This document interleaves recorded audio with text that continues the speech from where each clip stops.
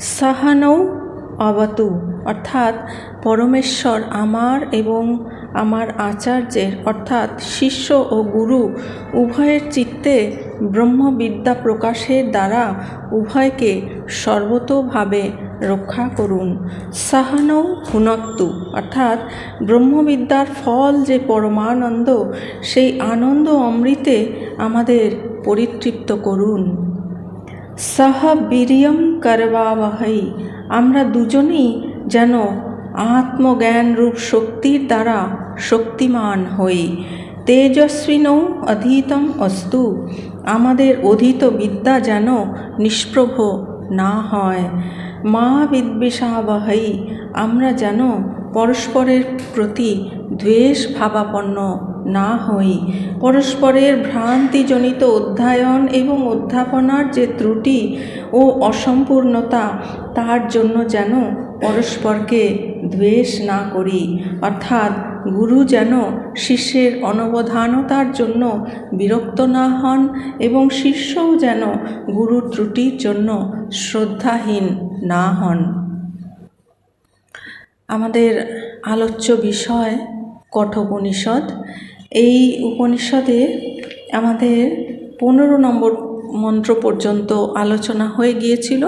আজকে 16 নম্বর মন্ত্র থেকে শুরু হবে।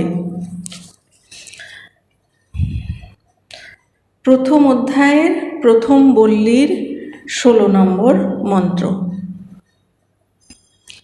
তম ব্রবীত প্রিয়মান মহাত্মা বরং তবে হাদ্য দদামি ভূয়ঃ তবৈব নাম্না ভবিতায়মগ্নিঃ শৃঙ্কাং চেমান অনেকরূপং গৃহান। তম ব্রবীত প্রিয়মাণো মহাত্মা বরং তবে হাদ্য দদামি ভূয়ঃ তবৈব নাম্না ভবিতায়মগ্নিঃ শৃঙ্কাং চেমাম অনেকরূপং গৃহান।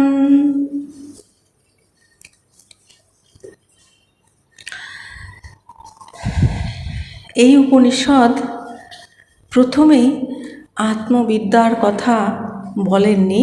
এই উপনিষদ শুরু হয়েছে একটি আখ্যায়িকার মাধ্যমে, একটি গল্পের মাধ্যমে, যেন আমাদের কাছে খুব সহজ সরলভাবে গল্পের মাধ্যমে, গল্পের ছলে যেন আমরা উপনিষদ ব্রহ্মবিদ্যাতে আগ্রহী হই, তার জন্য। এই গল্পে আমরা জানি যে নচিকেতা বালক, তার পিতা বাজশ্রবস, তিনি একটি বিশাল যজ্ঞের আয়োজন করেছেন স্বর্গ কামনায়, সুখভোগের জন্য। অর্থাৎ দেহের অন্তে, এই শরীর পাতের পরে তিনি স্বর্গলোকে গিয়ে স্বর্গসুখ লাভ করতে চান। তার জন্য তিনি বিশাল যজ্ঞের আয়োজন করেছেন। সেই যজ্ঞের যে শর্ত ছিল, তাকে সমস্ত কিছু দান করতে হবে। সেই মতো তিনি সব দান করে ফেলেছেন। যখন তার যে সমস্ত দানের পরে তাকে দক্ষিণা প্রদান করতে হয়, আমাদের শাস্ত্রের নিয়ম আছে যে যেই পরিমাণ তিনি দান করবেন সমপরিমাণ অথবা কাছাকাছি পরিমাণ বা তার চাইতে অধিক পরিমাণ দান করতে হয়। তো সেইটি যখন তিনি করতে যাবেন, তখন দেখা গেল তিনি সমস্ত কিছু দান করে ফেলেছেন, শুধুমাত্র কয়েকটি জরাজীর্ণ গাভী অবশিষ্ট ছিল। তিনি সেই গাভীগুলি যখন দান করছিলেন, তার পুত্র যিনি বালক নচিকেতা, তার মনে শ্রদ্ধার উদয় হয়। তিনি ভাবেন যে এই সমস্ত দান করলে তো পিতা যেই উদ্দেশ্যে যজ্ঞ করছেন সেই উদ্দেশ্য তো সফল হবে না, উপরন্তু বিপরীত ফলও প্রদান করতে পারে। অনন্দালোকে অর্থাৎ যেই লোকে আনন্দ নেই সেই লোকেও গতি হতে পারে। তখন তিনি পিতার কাছে গিয়ে বললেন যে আপনি আমাকে কাকে দান করছেন। এখন বালকের এই কথা শুনে পিতা বিরক্ত হলেন। তিনি কোনো উত্তর করলেন না প্রথমবার, দ্বিতীয়বারও নিরুত্তর রইলেন। তৃতীয়বার তিনি রেগে গিয়ে বললেন যে আমি তোমাকে যমের কাছে দিলাম। এই কথা শুনে ভাবুক নচিকেতা তিনি নির্জনে চলে গেলেন, গিয়ে ভাবতে লাগলেন যে অনেকের মধ্যে আমি প্রথম হই, আবার অনেক শিষ্য ছাত্রের মধ্যে আমি দ্বিতীয় হই, কিন্তু তিনি নিজের মধ্যে এমন কোনো অবগুণ খুঁজে পেলেন না যে তিনি অত্যন্ত অধম শ্রেণীভুক্ত। তাই তখন তিনি বুঝলেন যে পিতা তাহলে নিতান্তই রেগে গিয়ে বলেছেন যে তোমাকে যমের কাছে দিলাম, কিন্তু পিতা যখন বলে ফেলেছেন তাহলে সত্য রক্ষা করতেই হবে, তাকে যমলোকে যেতেই হবে। কিন্তু পিতা তো সত্যি সত্যি যমলোকে পাঠাবেন বলে বলেননি, তিনি রেগে গিয়েই বলেছেন। কিন্তু যে কারণেই তিনি বলে ফেলুন, যেহেতু তিনি বলে ফেলেছেন, তাই সেটি সত্য রক্ষা করা অত্যন্ত প্রয়োজন। তাই এই বালক নচিকেতা পিতাকে বোঝাচ্ছেন। আর এই যে বালক নচিকেতা তিনি নির্জনে চলে গিয়ে সেলফ ইন্ট্রোস্পেকশন করলেন, আত্মবিশ্লেষণ করলেন যে অনেকের মধ্যে আমি প্রথম হই, অনেক ছাত্র শিষ্য পুত্রদের মধ্যে আমি প্রথম হই, আবার অনেক ছাত্র শিষ্যর মধ্যে আমি দ্বিতীয় হই। কিন্তু এমন তো তিনি নিজের মধ্যে কিছুই খারাপ গুণ খুঁজে পেলেন না যে অত্যন্ত খারাপ শ্রেণীভুক্ত, অধম শ্রেণীভুক্ত। এই যে তার আত্মশ্রদ্ধা,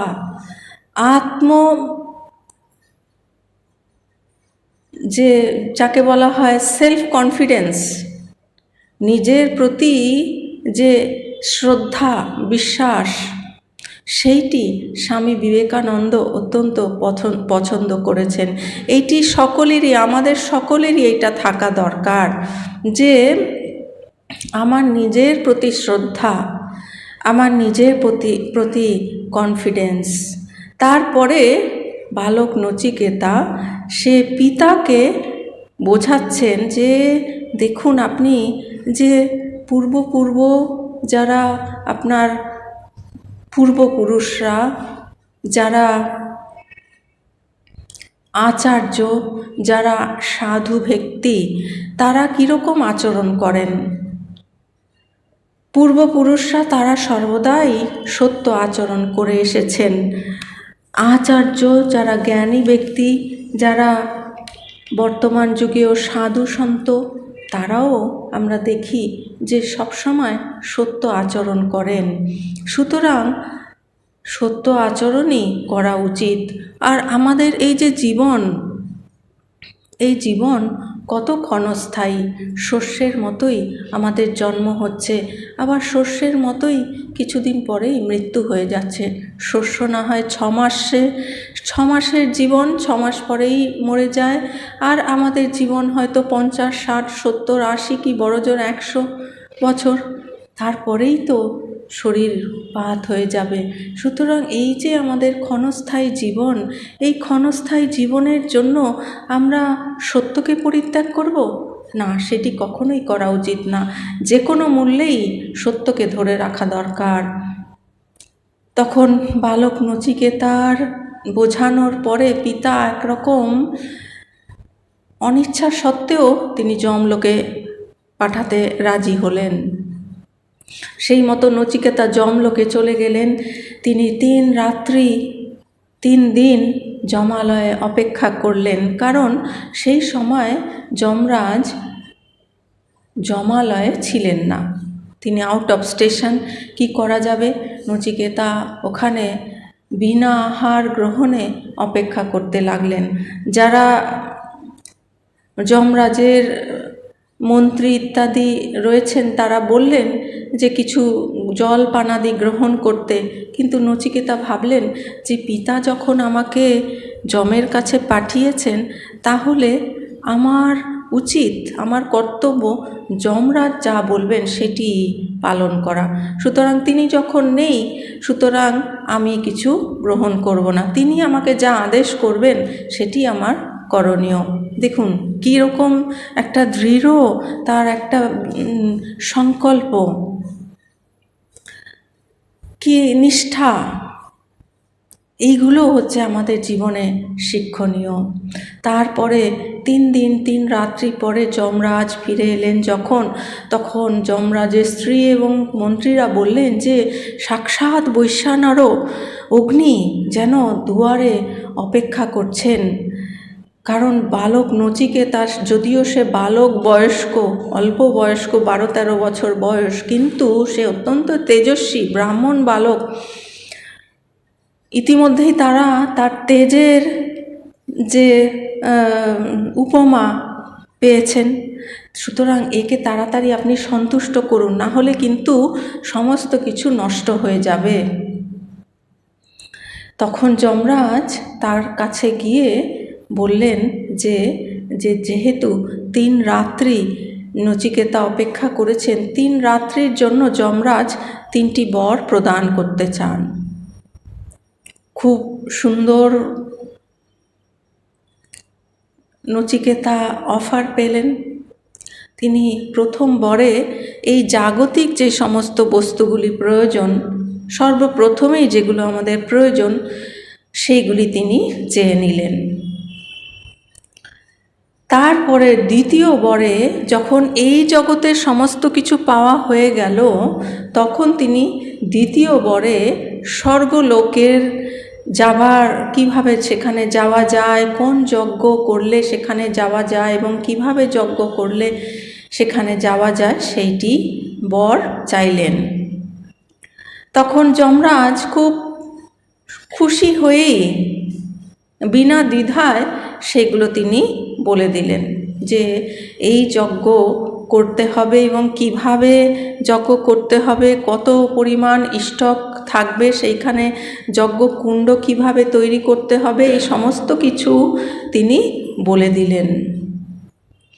আর বলাতে সঙ্গে সঙ্গে নচিকেতা, যমরাজ যেগুলো বলছেন, নচিকেতার এত অসাধারণ মেধা, তিনি সঙ্গে সঙ্গে সেইগুলি আবার রিপিটেশন করছেন।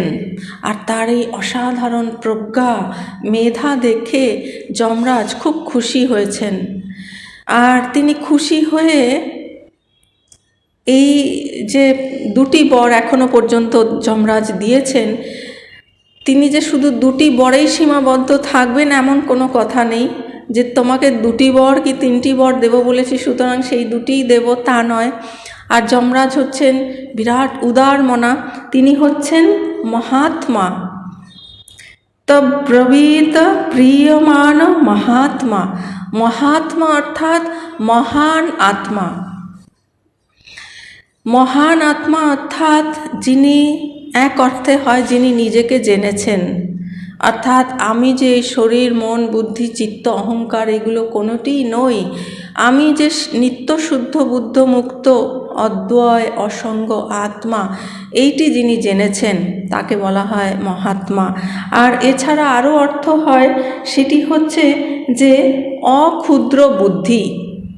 মহান আত্মা অর্থাৎ যার বুদ্ধি হচ্ছে মহান, যার বুদ্ধি, যার চিন্তাধারা আত্ম বিষয়ে, ঈশ্বর বিষয়ে, ব্রহ্ম বিষয়েই ঘোরাফেরা করে।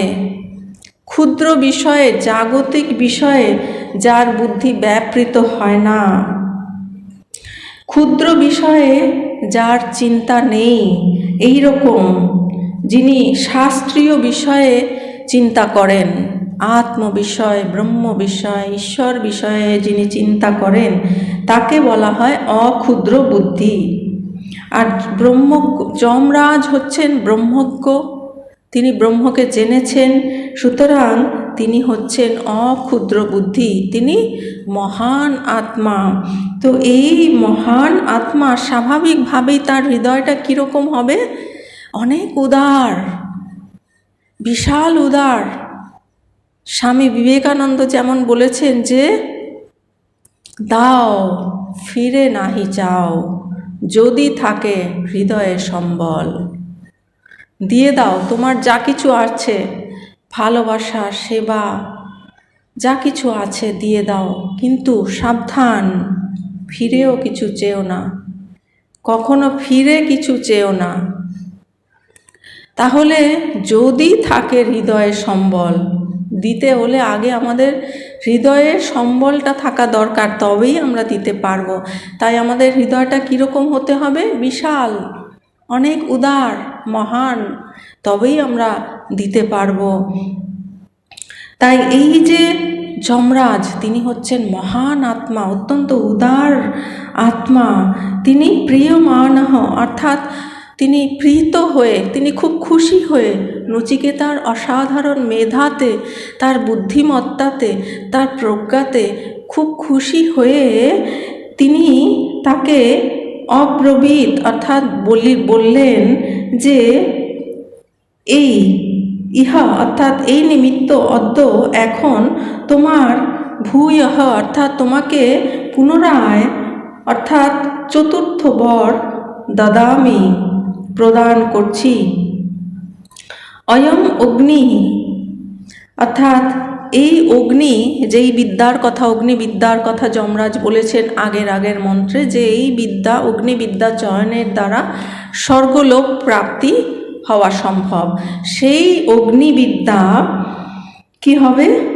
তব এব, অর্থাৎ তোমারই তোমারই নামে ভবিতা, প্রসিদ্ধ হবে। চ, আর ইমাম, এই অনেক রূপম, অর্থাৎ বহু বর্ণ বিশিষ্ট শৃঙ্কাম, মালা, অর্থাৎ কর্মবিজ্ঞান, মালা অথবা কর্মবিজ্ঞান, গৃহান, গ্রহণ করো। এই যে অগ্নিবিদ্যা, এইটি নচিকেতারই নামে প্রসিদ্ধ হবে, অর্থাৎ এই অগ্নিবিদ্যার নাম হবে নচিকেতা যজ্ঞ। নচিকেতার নামে এটি প্রসিদ্ধ হবে। এটি তিনি একটি বর দিলেন, দ্বিতীয় বরের অতিরিক্ত আরেকটি বর দিলেন, এই অগ্নিবিদ্যা নচিকেতার নামে অভিহিত হবে। আর তার সঙ্গে আরেকটি, সেটি হচ্ছে যে শৃঙ্কাং, অর্থাৎ মালা, যেটি মণিমাণিক্য সংযুক্ত এবং সুন্দর, যে আওয়াজ সংযুক্ত, মণিমাণিক্য খচিত, তার যে বহু মূল্যবান যে মালা, সেইটিও তিনি নচিকেতাকে দিলেন। আর এই মণিমাণিক্য খচিত মালা, যেটি সুন্দর ঋণিঝিনি শব্দ বিশিষ্ট, শুধু তাই নয়, এটির অর্থ আরেকটিও হতে পারে। সেটি হচ্ছে যে কর্মবিজ্ঞান, মানে আরও অন্যান্য উন্নত কর্মের দ্বারা কিভাবে আরও উন্নত অবস্থায় পৌঁছানো যায়। কর্মবিজ্ঞান গ্রহণ করো, গৃহান, অর্থাৎ গ্রহণ করো।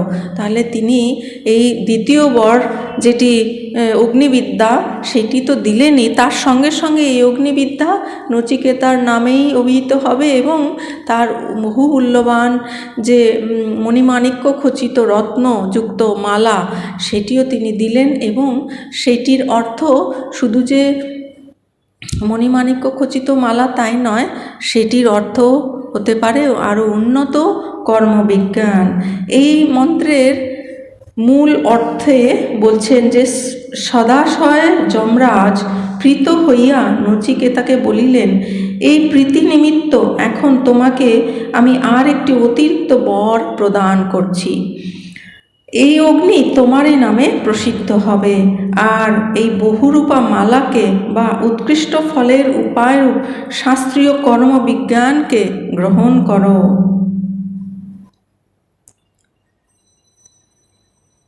শৃঙ্কাঙের আরেকটি দ্বিতীয় অর্থ হচ্ছে অকুৎসিত, কর্মময়ী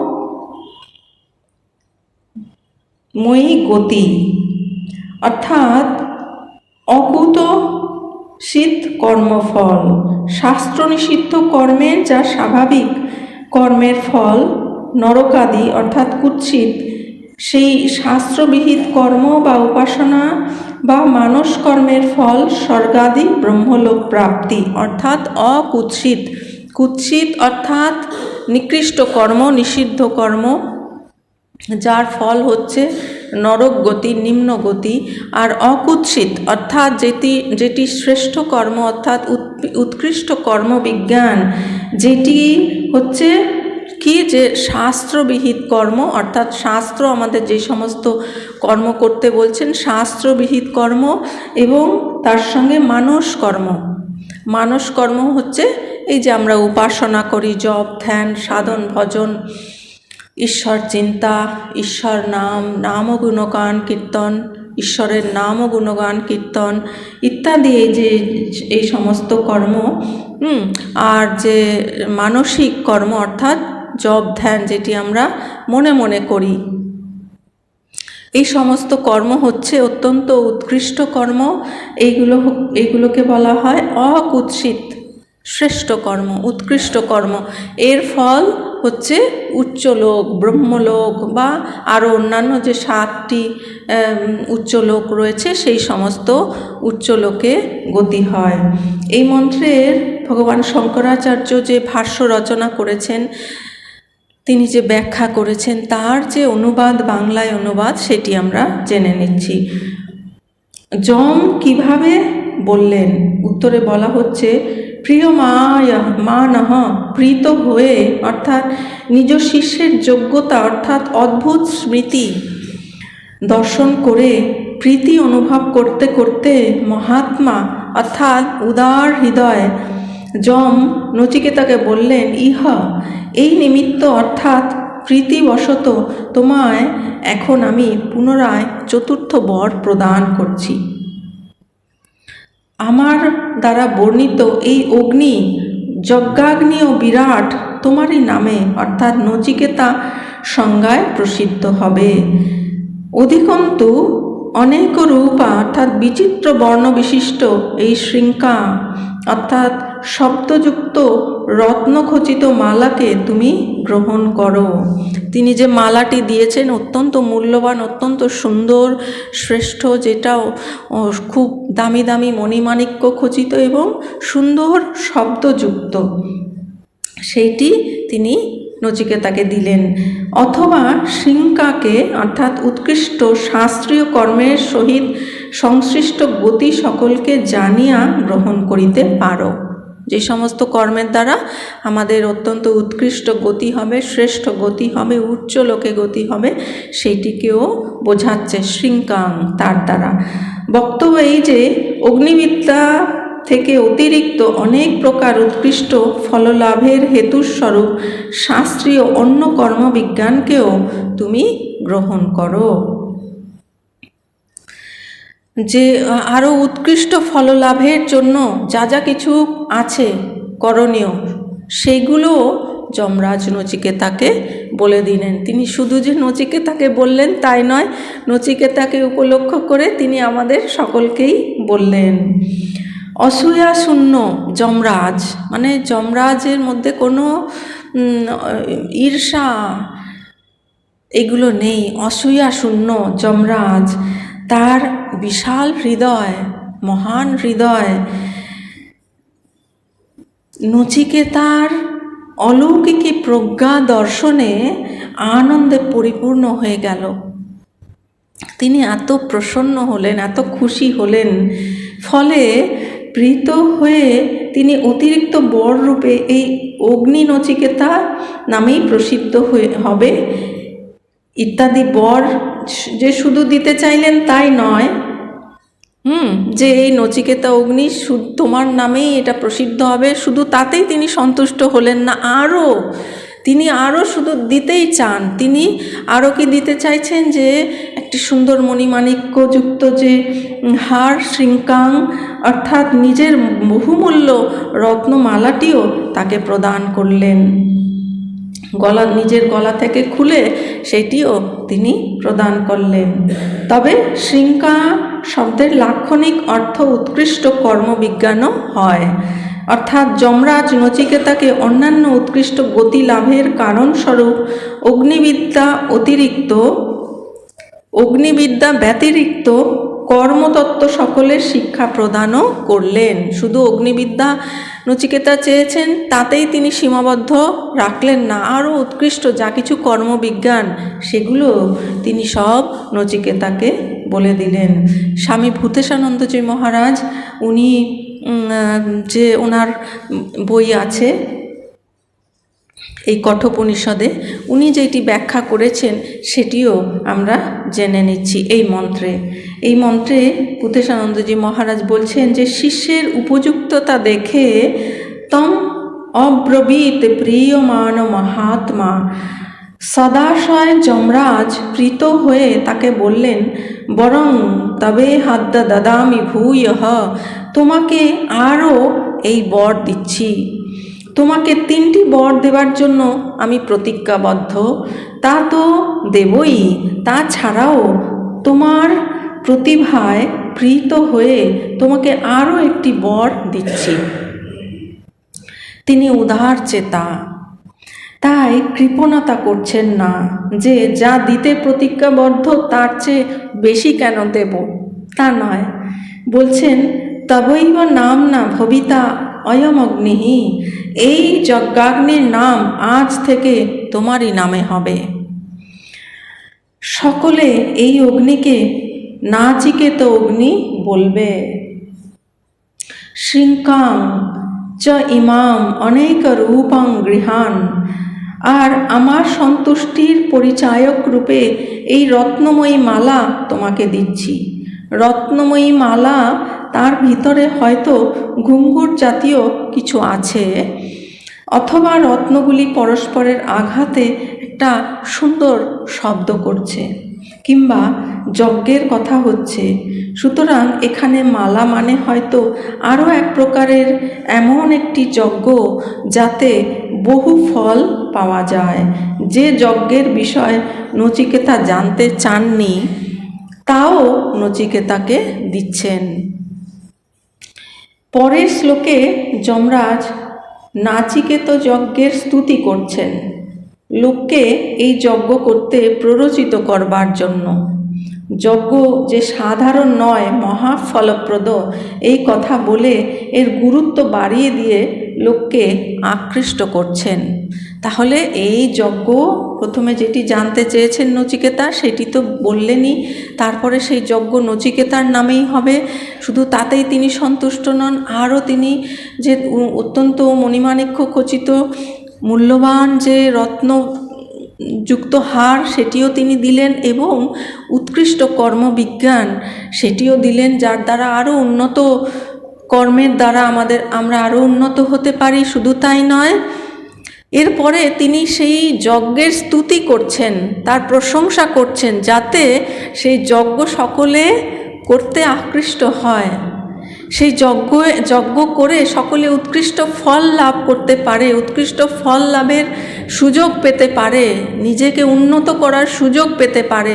তাই সেটিও তিনি বলছেন, তাতে তিনি আকৃষ্ট করছেন। মানে এটি এক ধরনের অ্যাডভার্টাইজমেন্টও বলা যায়, এত কিছু করতে হয়। আচ্ছা, এরপরে 17 নম্বর মন্ত্রে